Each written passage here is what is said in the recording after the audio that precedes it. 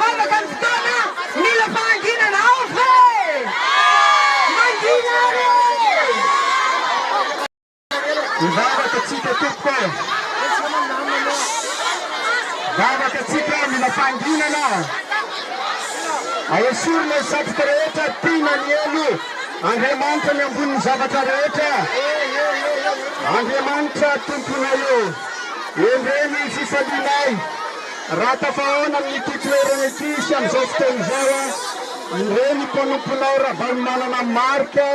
sy repiarana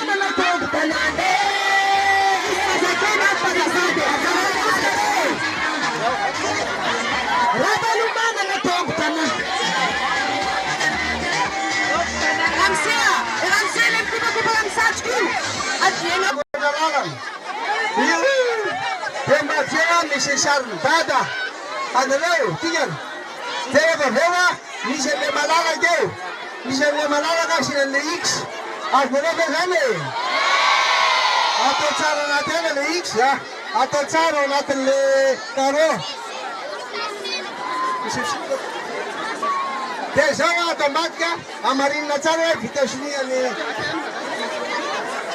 atambatika amarina tsara visiniany mbele mpanao ao membre bureau de vote azonareo dia zao no atao avalina tsara va vitana izy